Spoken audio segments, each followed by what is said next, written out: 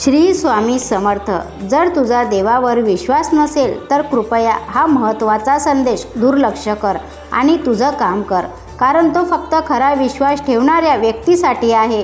कारण स्वामी कुणावरही जबरदस्ती करत नाहीत. दुर्लक्ष करू नकोस. दैवी शक्ती आज तुला मदत करायला आली आहे.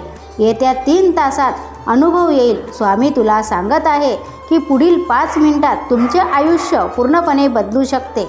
तुम्ही हा व्हिडिओ टाळण्याचा प्रयत्न केल्यास तुम्ही माझ्याकडून काही महत्त्वाचे आशीर्वाद तुम्हाला मिळणार नाहीत आणि तुम्हाला अनेक परिस्थितीचा सामना करावा लागेल. हे पूर्ण वर्ष प्रेम, आनंद आणि भरपूर पैसा यांनी भरलेले जाणार आहे. हे वर्ष संपण्यापूर्वी तुम्ही खूप श्रीमंत व्हाल. पैसा तुमच्याकडे पाण्यासारखा प्रवाहित होणार आहे आणि तो दररोज वाढत जाईल. तुम्हाला आशीर्वादाची गरज असेल तर आत्ताच आपल्या व्हिडिओला लाईक करून चॅनलला सबस्क्राईब करा. तुमचे नशीब सोन्यासारखे होईल. स्वामी आशीर्वादाने चमकेल व असे स्वामी संदेश ऐकण्यासाठी आपल्या चॅनलला सबस्क्राईब करून स्वामी आई मी तुझे बाळ आहे टाईप करा. भाग्यवंत ठराल. स्वामी म्हणतात, माझ्या प्रिय बाळा, उद्या तुझ्यासाठी येणारा दिवस खूप आनंदाचा व एक नवीन संधी घेऊन येणार आहे. लक्षात ठेवा, मी तुमच्या फायद्यासाठी कोणत्याही परिस्थिती बदलू शकतो. स्वामींवर विश्वास असेल तर व्हिडिओला लाईक करा. स्वामी म्हणतात, मन मोकळेपणाने जगा. आपण या मृत्यूलोकात आहे. जग म्हणजे भाड्याचे घर, शरीर म्हणजे भाड्याचे घर आहे. ते कधीही आणि केव्हाही सोडून जायचं आहे. या जगात स्थिर असं काहीच नाही, पण तुझा हा देव सदैव तुझ्या सोबत राहील. मी नेहमी तुझ्या मनातील कोपऱ्यात असतो. तुझ्या प्रत्येक आनंदात मी सहभागी होतो. तुझ्या प्रत्येक दुःखात मी तुझ्या सोबत असतो. स्वामी म्हणतात, मृत्यू हा आत्म्याच्या प्रवासाचा एक टप्पा मानला जातो, कारण शेवट हा शरीराचा असतो, आत्म्याचा नाही. असे म्हणतात की आत्म्याचा प्रवास एका शरीरापर्यंत नसतो, त्याला अनेक देहातून जावे लागते आणि प्रत्येक शरीराला भेटण्यामागे काही ना काही कारण असते. हे विष्णू पुराण, गीता आणि इतर शास्त्रांमध्ये सांगितलं आहे. परंतु आत्म्याचे ध्येय भटकणे नाही, तर त्याला मोक्ष प्राप्त करणे आवश्यक आहे. जेव्हा आत्मा परमात्माशी एकरूप होतो तेव्हा मोक्ष मिळतो. आत्मा केवळ परमात्मा प्राप्त करण्यासाठी विविध शरीर प्राप्त करतो, परंतु केवळ एकाच इच्छेच्या चक्रात अडकल्याने आत्म्याला पुन्हा पुन्हा वेगवेगळ्या जन्मात जावे लागते. जड भरताची एक कथा सांगितली जाते की तो एक महान संत राजा होता. तो धार्मिक होता आणि लोकांची काळजीही घेत असे. पण एके दिवशी असे झाले की नदीत तो आंघोळ करत असताना एका हरिणीने सिंहाच्या भीतीने पडत येऊन नदीत उडी मारली, पण नदी पार करता तिला आली नाही. हरिण गर्भवती होती आणि तिने पाण्यातच तिच्या बाळाला जन्म दिला.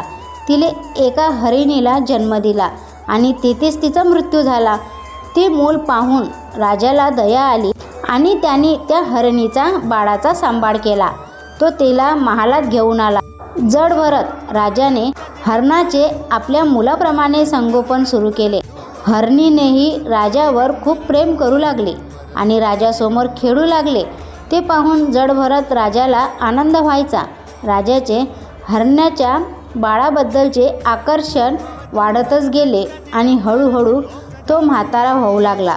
पण मृत्यूसमयी त्याचा हरणीबद्दलचा मोह संपला नाही. तो तिचा विचार करत राहिला. त्याचा परिणाम असा झाला की त्याला मनुष्य योनीतून प्राण्याच्या योनीत जावे लागले आणि तो स्वतः हरणाच्या गर्भात आला आणि त्याने पुढील जन्म हरणाच्या रूपात घेतला. अशा प्रकारे या कथेत सांगितलं की मृत्यूच्या वेळी ज्या भावनेत व्यक्ती असतो त्याच भावनेने त्याला पुढचा जन्म मिळतो. गीतेमध्ये असे म्हटले आहे की ज्याचे मन मृत्यूच्या वेळी भगवंताचे नामस्मरण करत असते त्याला मोक्ष प्राप्त होतो. परंतु हे फार कठीण आहे, कारण त्या भावनेचा मनुष्यावर आयुष्यभर प्रभाव असतो. मृत्यूच्या वेळी त्याच भावनेचे त्याच्या मनावर प्रभुत्व असते. तुम्ही हेही पाहिलं असेल की घरात कुणाच्या मृत्यूनंतर काही वर्षात एखादं मूल जन्माला आलं तर लोक म्हणतात की घरातील तोच सदस्य मुलाच्या रूपाने तुमच्या घरी परतला आहे. वास्तविक हे त्या व्यक्तीचे त्याच्या कुटुंबाप्रती असलेलं प्रेम आणि मोह दर्शवते. कारण माणूस आपल्या वासना आणि कुटुंबाशी असलेला मोह त्यातून लवकर मुक्त होऊ शकत नाही. गरुड पुराणात कर्माचे महत्त्व सांगितलं आहे. त्यानुसार मनुष्य जे कर्म करतो त्याला पुढचा जन्म तसाच मिळतो. म्हणूनच कर्म आणि कामना या दोन्हीही गोष्टी माणसाच्या पुढील जन्माचे कारण मानले जाते. म्हणूनच स्वामी म्हणतात, सतत नामस्मरण करा, जेणेकरून तुम्हाला मृत्यूसमयी तुमच्या मुखात श्री स्वामी समर्थ कुठल्याही परमेश्वराचं नाव यायला पाहिजे. कुठलीही मनात मोह, लोभ, वासना आपल्या नात्यांमध्ये किंवा एखाद्या व्यक्तीमध्ये, जवळच्या व्यक्तीमध्ये मन अटकलेलं नाही पाहिजे. कारण मरतेवेळी जो विचार करून माणसाचा मृत्यू होतो तोच जन्म परत आपल्याला मिळतो.